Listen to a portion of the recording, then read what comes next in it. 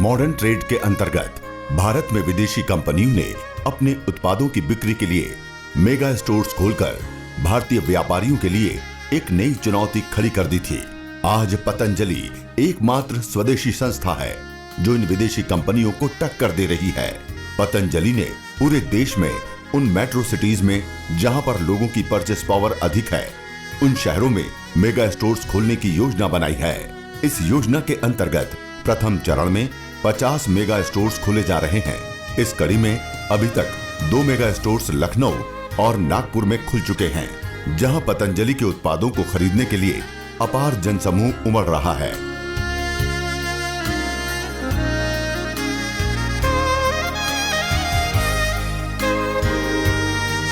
प्राचीनता को आधुनिक आकर्षण के साथ प्रदर्शित करने का पतंजलि का देश में ये पहला प्रयास है। आइए देखते हैं लखनऊ व नागपुर में शुरू हुए पतंजलि मेगा स्टोर्स के उद्घाटन की कुछ झलकियां।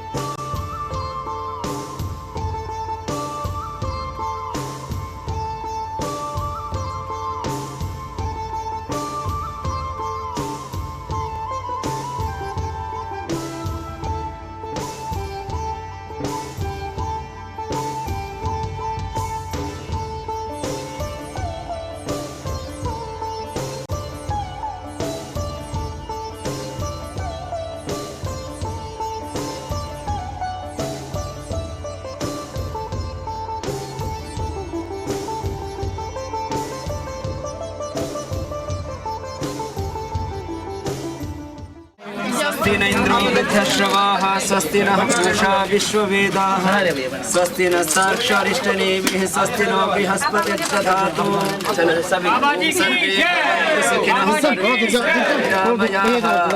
सर्वे भद्राणि पश्यन्तु मा कश्चित् दुःखभाग् भवेत्। ॐ असतो मा सद्गमय तमसो मा ज्योतिर्गमय मृत्योर्मा अमृतं गमय। ॐ सर्वे भवन्तु सुखिनः सर्वे सन्तु निरामयाः सर्वे भद्राणि पश्यन्तु मा कश्चित् दुःखभाग् भवेत्। ॐ शान्ति शान्ति शान्तिः।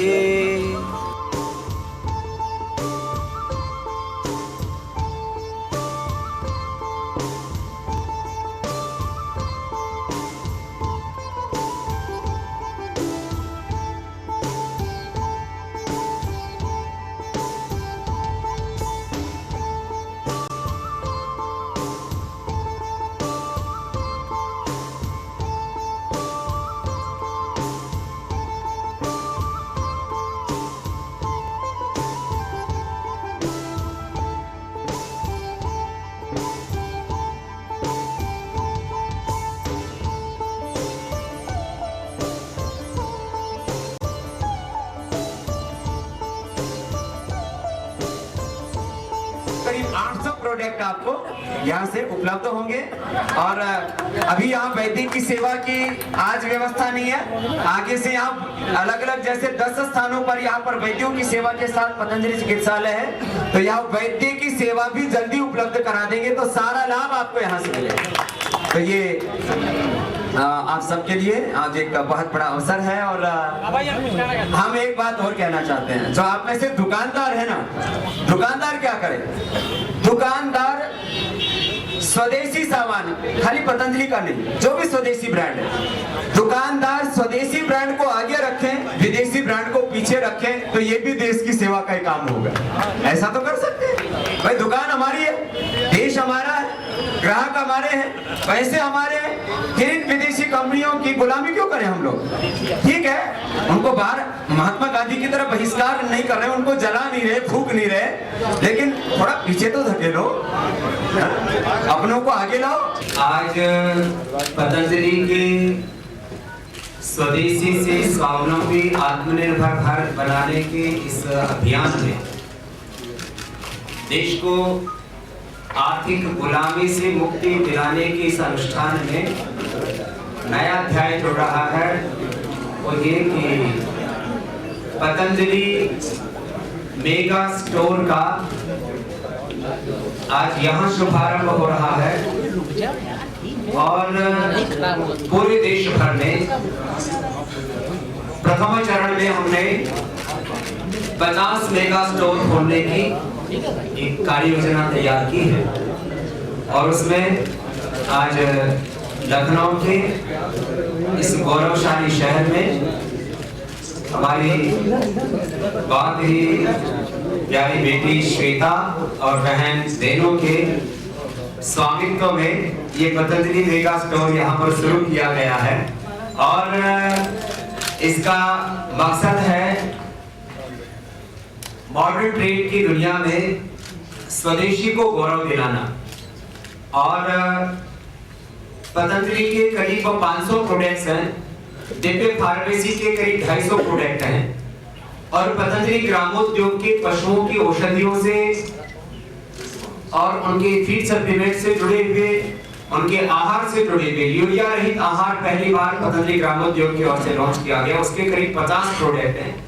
इस तरह से करीब 800 product in Patanjali mega stores में उपलब्ध होंगे और मकसद होगा, पहले हमारे करीब 5000 बड़े स्टोर थे जिसमें पतंजलि चिकित्सालय और आरोग्य केंद्र सम्मिलित और करीब 10,000 हमारे छोटे स्टोर थे पतंजलि के। अब उसमें जो मेगा सिटी है इस देश के, जो क्लास 1 सिटी है, उसमें पतंजलि मेगा स्टोर्स की श्रृंखला चलेगी और अभी पूरे देश में पतंजलि को जिस तरह से स्वीकार्यता मिल रही है वह अपने आप में अभूतपूर्व है। विदेशी कंपनियों की समस्या ये होती है, सामान बना तो लेते हैं, बेचे कैसे। आज हमारे सामने सबसे बड़ी चुनौती यह है कि जो मार्केट में डिमांड है, लोगों में जो पतंजलि के प्रति एक आकर्षण है, एक विश्वास है, एक भरोसा है, एक ट्रस्ट है और उस ट्रस्टफुल डिमांड को हम कैसे पूर्ति करें, ये हमारे लिए सबसे बड़ी चुनौती होगी। और इसके लिए हमने कहा कि आने वाले समय में 2016 में हम 5 बड़ी यूनिट्स और करीब 10 छोटी यूनिट कुल मिला करके 10 से 15 यूनिट्स और बनाएंगे, जिससे कि जो स्वदेशी का विकेंद्रित विकास का दर्शन है उसको हम आगे बढ़ा सके और साथ में ही पतंजलि के जिन प्रोडक्ट्स की आज भी उपलब्धता में काफी दिक्कत है उसको हम फुलफिल कर सके। जैसे इस समय पतंजलि आटा नूडल की करीब 300 से 500 टन प्रतिदिन की डिमांड है, जबकि हम लगभग 100 टन की डिमांड ही अभी फुलफिल कर पा रहे हैं। हमें भरोसा है कि 2016 के अंत तक हम 300 से 500 टन तक इस डिमांड को फुलफिल कर पाए और इसी तरह से पतंजलि गाय के देसी घी की आज करीब 200 टन से ज्यादा की डिमांड है। 150 टन तक अभी हम उपलब्ध करा पा रहे हैं। अगले 2 महीने में हमारा प्रयत्न होगा कि हम 200 टन तक की भी पतंजलि गाय के देसी घी की हम पूर्ति कर पाए। दिसंबर महीने के अंत तक पतंजलि गाय का दूध का पाउडर भी, जो WMP मिल्क पाउडर होता है और वो भी काओ बेस्ड मिल्क पाउडर, तो वो भी हम उपलब्ध कराएंगे। पावर बीटा भी आएगा और मध्य प्रदेश,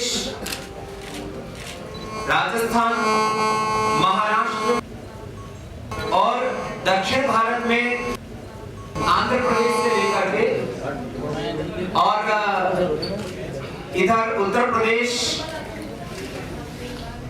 हरियाणा, एनसीआर क्षेत्र में दिल्ली सहित तो कुछ और दूसरे स्थान, असम और उड़ीसा की तरफ भी हमें हमारी योजना है कि हम कुछ नई यूनिट्स लगाएं क्योंकि आने वाले 3 से 5 वर्षों में फूड और एफएमसीजी में पतंजलि देश का सबसे बड़ा ब्रांड होगा और 2015-16 में शायद एक यूनिलीवर को छोड़ करके बाकी विदेशी कंपनियों से आगे निकल चुका होगा पतंजलि, और यह स्वदेशी के अभियान का सबसे बड़ा गौरव होगा इतिहास का, क्योंकि पिछले 200 सालों में स्वदेशी के आंदोलन तो चले, लेकिन जमीन पर विदेशी कंपनियों को वो स्वदेशी आंदोलन विदेशी कंपनियों को पछाड़ न सके, अपने को खुद पिछड़ गए। महात्मा गांधी ने खादी को आधार बना करके जो स्वदेशी का आंदोलन शुरू किया था, विदेशी वस्तुओं का बहिष्कार ही नहीं, विदेशी वस्तुओं की होली तक जलाई थी। महात्मा गांधी की उस खादी की भी लगभग मृत्यु हो चुकी है। राजनीतिक चक्रव्यूह के बीच में वो लगभग मृत प्राय हो चुका है। सब्सिडी की सीढ़ियों पर वो खादी अभी अंतिम सांस ले रही है, लेकिन आगे हमारा यह भी प्रयत्न होगा कि स्वदेशी मात्र 1-2 क्षेत्रों में ही सीमित ना रहे। नेचुरल फूड, नेचुरल कॉस्मेटिक और नेचुरल मेडिसिन से स्टार्ट करके जिंदगी की हर जरूरत हम स्वदेशी वस्तुओं से पूरा कर पाए, ऐसा हमारा संकल्प होगा। तो ये आज का मैंने कुछ प्रस्ताव आपके बीच में रखा। आपके कोई प्रश्न हो तो आप पूछ सकते। अभी तहसील स्तर पर हमने उसके लिए डिस्ट्रीब्यूशन सेंटर्स बनाए हैं। उत्तर भारत और पूर्वोत्तर भारत और करीब करीब गुजरात और महाराष्ट्र को हमने उसमें अभी सम्मिलित किया है। करीब उसका इस समय इस वर्ष 100 से 150 करोड़ के बीच में टर्नओवर होगा। आगे हमारा क्योंकि अभी 10 से 15 करोड़ का प्रति माह बिक रहा है वो, और ये पहली बार हमने किया है कि यूरिया रहित हमने पशु आहार बनाया है।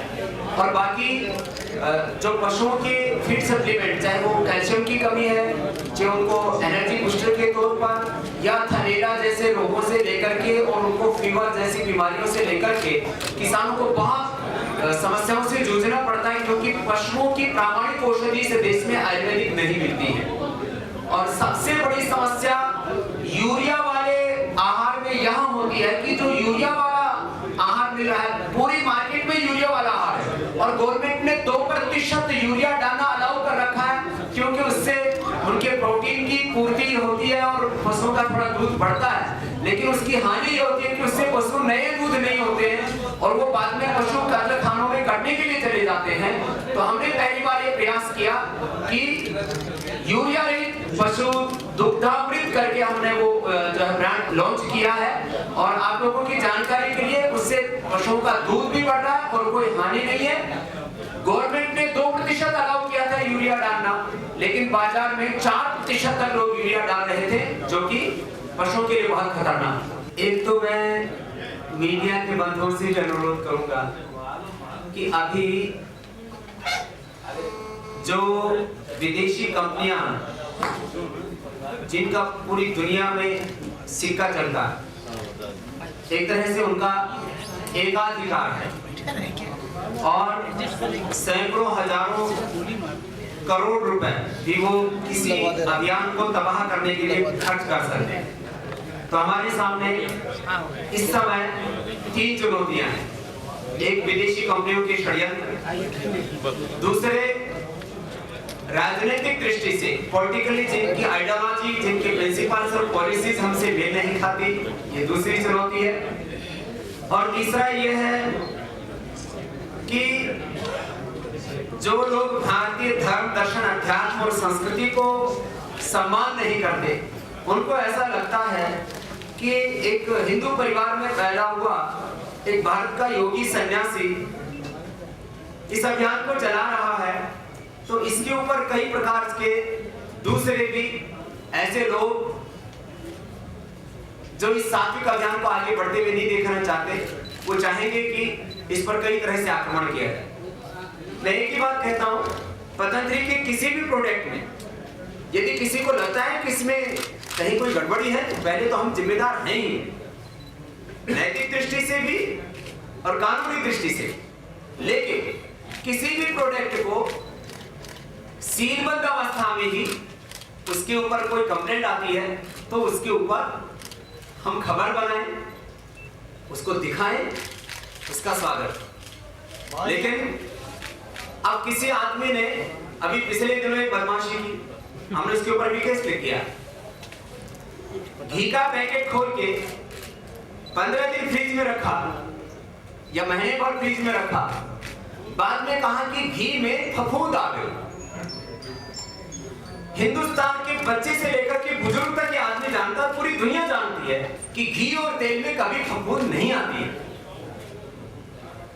ये माने पदार्थ विज्ञान, सृष्टि विज्ञान, साइंस, टेक्नोलॉजी किसी भी चीज के खिलाफ है कि आप घी में फफूंद कैसे आ सकती है, तेल में फफूंद कैसे आ सकती है। तो घी में जब जो उसका कार्टन है वो काट करके आप 15 दिन रखिए। पहले दिन आप सब्जी रखिए, अगले दिन तक वो सब्जी की पन्नी के ऊपर पानी आपको ओस मिलेगी, उसमें आप घर में रखते हो, मॉइस्चर आ जाता है उसमें। तो घी में फफूंद लगना, इसकी खबर बनाई, हमने उसके ऊपर केस किया। ये और ऐसे ही आगे भी मामले आने की संभावना है कि कोई आदमी जो है कोई भी प्रोडक्ट का पैकेट खोल दे और उसके अंदर कुछ भी डाल दे, कि कीड़ा डाल दे, मकोड़ा डाल दे, घोड़ा डाल दे, गधा डाल दे। अब बोले बाबा जी ने डाला, अरे बाबा तुम पैकेट को खोल के उसमें कुछ भी डाल दो। अभी भी हमारे प्रोडक्ट्स की पूरे अलग अलग प्रदेशों में जांच चलती रहती है, हम उसका स्वागत करते हैं कि भाई जांच से सच के ऊपर आंच नहीं आ सकती, आपका काम ठीक होना चाहिए। तो पहले भी हमने करीब 1000 बार जांचों को झेला है और उसमें हम खड़े उतरे।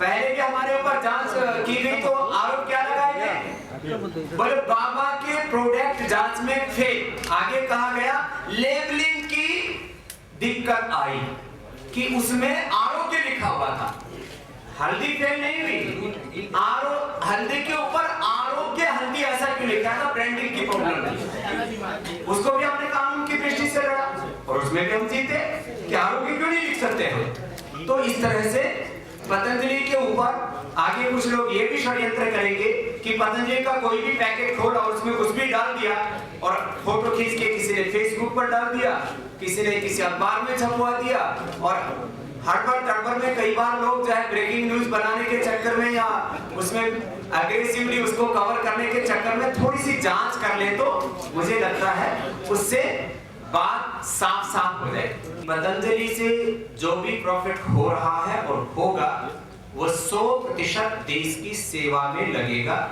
आगे हमारी योजना है कि हम इस देश में करीब 500 आचार्य कुलम बनाए, हर एक जिले में एक आचार्य कुलम बनेगा और उसमें कुल करीब आने वाले 5 से 10 वर्षों में 10,000 करोड़ रुपए सेवा में लगेंगे। लखनऊ में भी आचार्य कुलम की शायद 2016 में ही नींव पड़ जाएगी और 1 साल में बनकर के वो तैयार हो जाएगा। आज ही एक अग्रवाल बंधु है हमारे यहाँ के, उन्होंने 10 एकड़ जमीन का लखनऊ के साथ ही यहाँ पर जहाँ पर एक तरह के एजुकेशन हब बना हुआ वहीं पर उन्होंने लैंड दान करने के लिए आज प्रस्ताव दिया। तो ऐसे पूरे देश भर में आचार्य कुलम बनेगा तो उसमें लखनऊ में मुझे लगता है आचार्य कुलम वाली प्रक्रिया भी सबसे आगे है। देश में असहिष्णुता ना थी, न है और न कभी हो सकती। भारत का सांस्कृतिक ताना बाना और हमारी जो परंपरा है, हमारे समाज का जो ढांचा है वो स्वाभाविक रूप से ही सहिष्णु है। उसमें हिंदू, मुसलमान, सिख, ईसाई धार्मिक दृष्टि से, राजनीतिक दृष्टि से, आर्थिक दृष्टि से, सामाजिक दृष्टि से किसी भी प्रकार की कोई असहिष्णुता नहीं है। ये राजनीतिक तौर पर एक मुद्दा बनाया गया है असहिष्णुता का, मोदी जी को नीचा दिखाने। सरकारों की मजबूरियां हो सकती हैं कि वो WTO के नियमों का पालन करें, वो FDI लेकर के आए या ना लेकर के आए, ये उनकी अपनी पॉलिसीगत बात हो सकती है। हमने ये तय किया है कि हम जहां तक बन पाएगा हर क्षेत्र में स्वदेशी को सबसे ऊंचा रखेंगे और जिस तरह से हमने विदेशियों को भगाया, ऐसा एक वातावरण देश में तैयार करेंगे, लोगों को स्वदेशी का सही विकल्प उपलब्ध करा करके कि विदेशी कंपनियों को देश छोड़ने के लिए बाध्य होना पड़े। और आप देखना आने वाले 3 से 5 वर्षों में ये चमत्कार हिंदुस्तान में होगा। वैदिक शिक्षा और आधुनिक शिक्षा, इसके समन्वय से, माने प्रथम कक्षा से हम बच्चों को संस्कृत में पढ़ाएंगे और अंग्रेजी में पढ़ाएंगे, बाकी साइंस, टेक्नोलॉजी, कंप्यूटर सब कुछ उसमें होगा। सीबीएसई से भी ज्यादा इसका अच्छा कोर्स होगा और उसके लिए एक वैदिक शिक्षा बोर्ड बनाने का प्रस्ताव हमने आदरणीय मोदी जी को दिया है एचआरडी मिनिस्ट्री में, उसके ऊपर कार्य चल रहा है। मुझे पूरा विश्वास है कि 2016 में हमारा वैदिक शिक्षा बोर्ड भी बन जाएगा और आचार्य कुलम की जो श्रृंखला है वो लखनऊ से लेकर के अलग अलग प्रदेशों से लेकर के पहले 1-2 शहरों में और बाद में 500 जिलों में आचार्य कुलम हमारे शीघ्र ही बने। हिंदी, संस्कृत, अंग्रेजी और अन्य भारतीय भाषाओं को समान रूप से गौरव देने का निर्णय लिया है। तो अन्य भारतीय भाषाओं में उर्दू भी सम्मिलित है।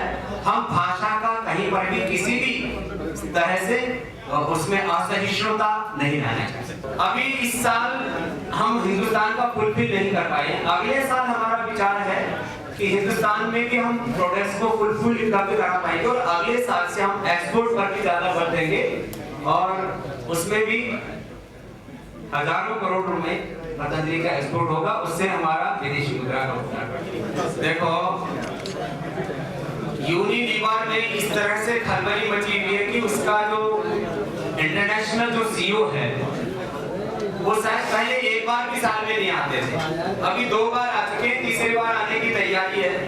2-3 दिन पहले की बात है, अभी यूनिलीवर की एक बड़ी मीटिंग हुई और उसमें अपने अधिकारियों को और उनसे जुड़े व्यापारियों को ये ढाढ़स बंधाते दिखे यूनिलीवर के लोग, भाई पतंजलि से खतरा नहीं है यूनिलीवर को, तो खतरा नहीं है तो हमारी बात क्यों कर रहे? तो अब यूनिलीवर में खलबली मची है। उनका आयुष जो एक ब्रांड उन्होंने लॉन्च किया था उसको कहीं पर स्वीकार्यता नहीं मिली है। सबको पता है ये केमिकल्स का जहर बेचने वाले, उनको आयुर्वेद के अमृत का क्या पता है, आयुर्वेद तो अमृताना। और अभी कुछ देसी ब्रांड जरूर यूनिलीवर खरीद रहा है। अभी कोई तेल खरीदा 300 करोड़ में, क्योंकि इसका तो कोई ब्रांड है नहीं आयुर्वेद में। तो पतंजलि का यदि शेयर मार्केट देखा जाए तो वो जो अध्ययन करने वाले उनका विषय है। हम लोग कभी भी मार्केट सर्वे पर ज्यादा भरोसा नहीं करते, हम लोग काम किए जाते हैं। इतनी जरूर बात है कि लोगों की फर्स्ट प्रायोरिटी पतंजलि है। जब तक लोगों को दिव्य फार्मेसी, जो हमारे ट्रस्ट द्वारा संचालित आयुर्वेदिक बनाने का हमारा केंद्र है, जब तक लोगों को दिव्य फार्मेसी और पतंजलि का कोई प्रोडक्ट मिलता है तब तक कोई भी देसी या विदेशी ब्रांड लोग खरीदते नहीं है। एक भरोसा पतंजलि का और दिव्य फार्मेसी का पैदा हुआ है, ये बहुत बड़ी हमारी ताकत।